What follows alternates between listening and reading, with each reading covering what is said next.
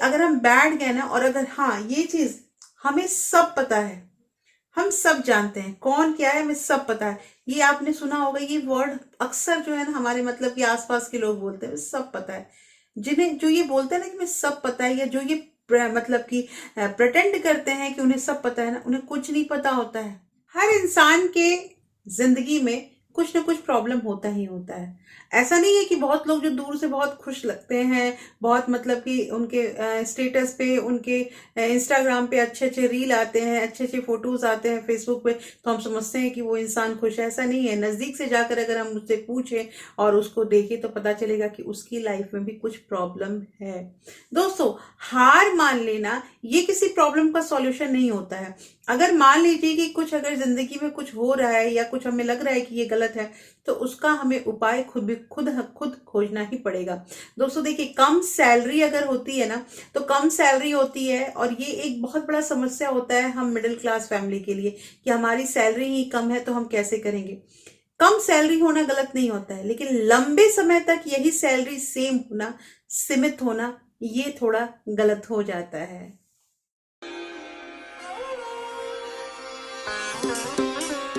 Hello everyone, welcome back to my channel real life with Tuku. कैसे हैं आप लोग? आई होप आप बहुत अच्छे होंगे, सेहतमंद होंगे, और आप लगातार मेरी वीडियो के साथ भी बने हुए होंगे। दोस्तों, नया साल आ चुका है। कैसा लग रहा है आप लोगों को? कैसा आपका अभी के टोटल हमारे मतलब आज 6 डेज है, पहला जो हमारा ये मंथ है उसका, तो 5 दिन कैसा बीता, कैसा नहीं, क्या आप लोग जो एक डायरी मेंटेन करने के लिए मैंने कहा था वो आप कर रहे हैं या नहीं कर रहे हैं, ये सारा कुछ कमेंट कीजिएगा।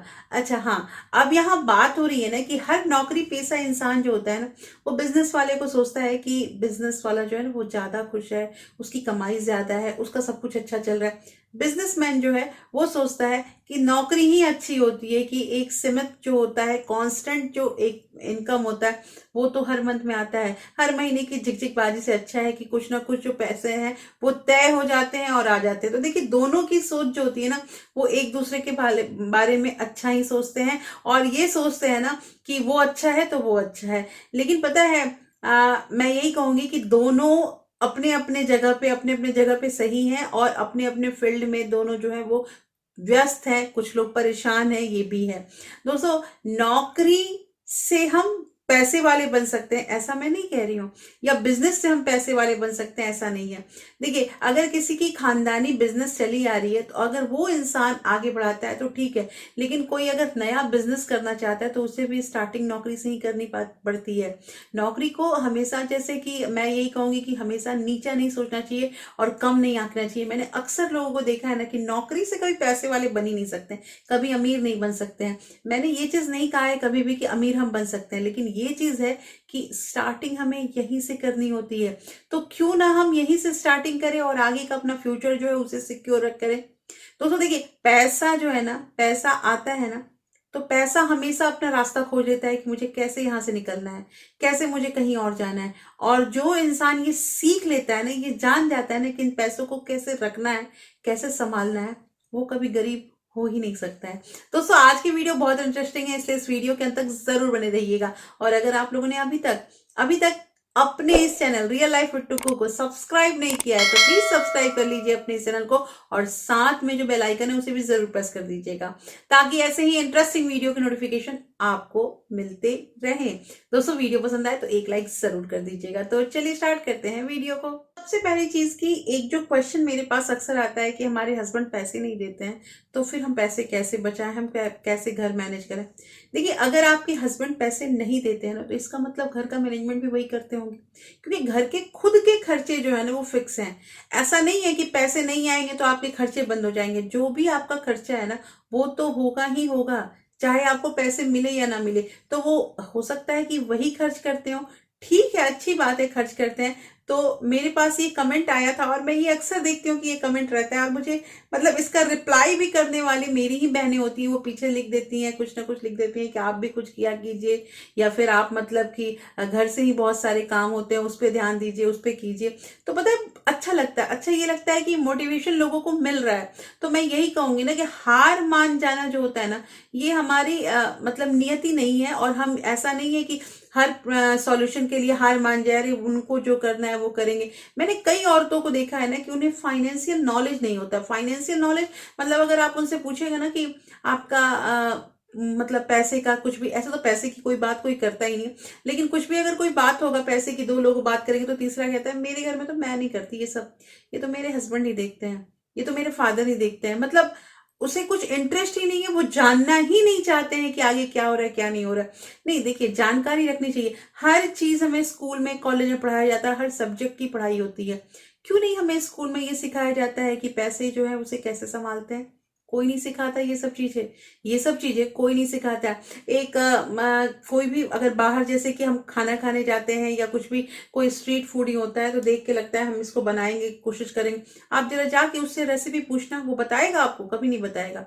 वो इसलिए नहीं बताएगा रेसिपी क्योंकि उसे पता है कि उसका ये धंधा चल रहा है। अगर वो सबको रेसिपी बताने लगेगा तो फिर वो कमाएगा कैसे? सेम थिंग पैसों के साथ भी होता है। अगर अगला सोचता है ना कि मैं अपने अगर पैसों का रहस्य या पैसों के ये जो गुप्त तरीके हैं ये अगर बता दूंगा ना तो फिर मतलब मैं अपना कैसे संभालूंगा, ये लोगों की सोच होती है।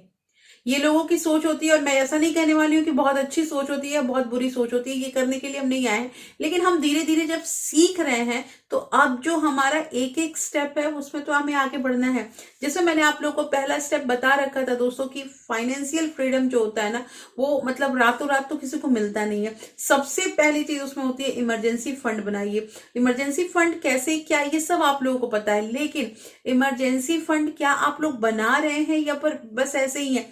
देखिए हमेशा मन में ना एक डर बना रहता है कि हम जहाँ जॉब करने जा रहे हैं, अगर हमें मतलब वहां बॉस ने डांट दिया या हम कुछ गलत नहीं किए हैं, अगर हमें फंसाएंगे, हमारा नौकरी चला जाएगा, घर कैसे चलेगा। इसी के लिए तो इमरजेंसी फंड रखते हैं। इमरजेंसी फंड है तो फिर हम अपनी बातों को रख सकते हैं। अगर हमारा बॉस गलत कह रहा है तो हम उससे बोल सकते हैं कि नहीं ये चीज गलत है। तो ये जो कॉन्फिडेंस है ना ये पैसों से ही आता है। पैसे को कम नहीं आंकना है। अच्छा, दूसरा एक चीज, पैसा एक ऐसी चीज होता है ना कि पैसा अगर आपके पास आएगा ना वो आपके पास ठहर ही नहीं सकता है, रुक ही नहीं सकता है, क्योंकि वो पहले से ही अपना रास्ता जो है वो तय करके आता है कि हमें यहाँ मतलब इसके यहाँ इतने देर तक ही रह रहे हैं, वहां से रुकना नहीं है। लेकिन अब आपको ये सीखना होगा ना कि इन पैसों को कैसे संभालना है। अगर आपने एक बार सीख लिया ना पैसे कैसे रुकते हैं, पैसे को कैसे टिकाना है ना, तो कोई आपसे पैसे निकाल नहीं सकता है। दोस्तों जैसे कर्ज लेते हैं ना, कर्ज लेते हैं, लोन लेते हैं, क्रेडिट कार्ड जो होता है उसमें बहुत एक अहम हिस्सा रहता है। कर्ज लेके अगर आज आप आराम कर रहे हैं ना तो ये कर्ज जो है आपके फ्यूचर पे हंसेगा और ये आपको जीने नहीं देगा। छोटी छोटी चीजें, जैसे छोटी सी चीज होती है ना, कुछ भी घर में लिया, अरे ईएमआई पे ले लेते हैं, ये एक चीज चल ही रहा है ईएमआई, दूसरा ले लेते हैं वो भी ईएमआई, तीसरा ले लेते हैं, सामान सामान। क्या ये सारे सामान क्या करोगे आप? अगर मैं, देखिए मैं ईएमआई के खिलाफ में नहीं हूँ और बहुत लोग जो घर पे, मैं भी बहुत सारे सामान जो है हमारे ईएमआई पे ही आते हैं, लेकिन जब एक चल रहा है ना तो दूसरा चलाने की जरूरत नहीं है। और आपको ये फिक्स करना होगा कि आपके मंथ का कितना पैसा जो है उसमें लग रहा है और कितने पैसे बच सकते हैं। अगर हमने 4 ईएमआई स्टार्ट कर दिया तो फिर हमारे ऊपर बर्डन हो जाएगा। एक बार पता है बर्डन आते आते ना इंसान परेशान हो जाता है, और एक बार जब अगर परेशानी आ गई ना तो फिर वही स्थिति, हार मानने लगते हैं। हम सोचते हैं कि हमारे लिए तो कुछ हो ही नहीं सकता है। तो एक एक करके स्टेप चलाइए, एक एक करके बढ़ाइए और रोज रोज कुछ ना कुछ सीखिए। देखिए अगर हम बैठ गए ना, और अगर हाँ ये चीज हमें सब पता है, हम सब जानते हैं कौन क्या है, हमें सब पता है। ये आपने सुना होगा ये वर्ड अक्सर जो है ना हमारे मतलब कि आसपास के लोग बोलते हैं सब पता है।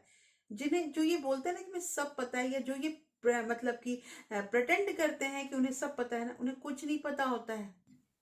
उन्हें कुछ नहीं पता और वो जिंदगी से बहुत जल्दी हार मान लेते हैं। इसलिए कहना ये है दोस्तों कि आपको क्या पता है क्या नहीं पता है, अगर कहीं से भी कुछ सीखने के लिए मिल रहा है ना तो उस चीज को आप लोग अर्पण कीजिए।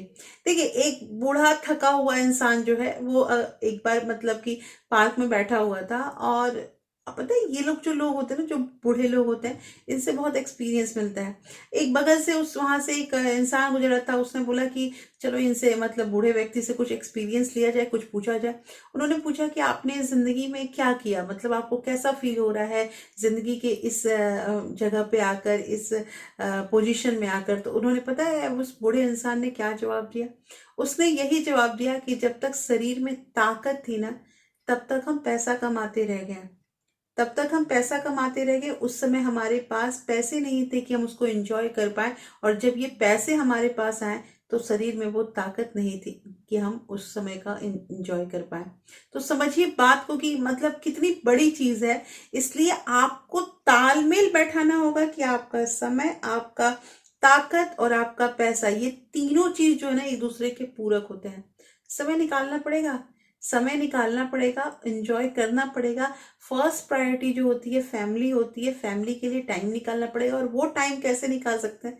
जब पैसे होंगे तभी तो कहीं जा सकते हैं, कहीं एंजॉय कर सकते हैं, कहीं घूम सकते हैं। तो देखिए पैसा हर जगह कितना इंपॉर्टेंट है।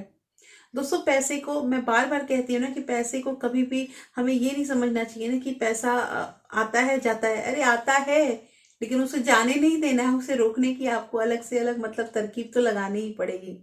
अच्छा, इन्वेस्टमेंट के बारे में बात होती है तो कई लोग ये दिमाग में सोचते हैं ना कि इंश्योरेंस हमने कर लिया है ना तो इंश्योरेंस हमारा इन्वेस्टमेंट होता है।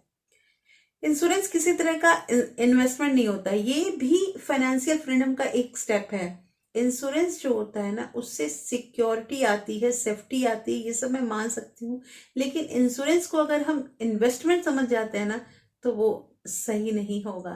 सर मिडिल क्लास फैमिली में एक और बात होती है ना कि जब सारे खर्चे हो जाएंगे ना तो जो पैसा बचेगा उसे बचाएंगे। पैसा कहता है ना कि मैं बचने के लिए तो आया ही नहीं हूँ, बचाओगे कैसे?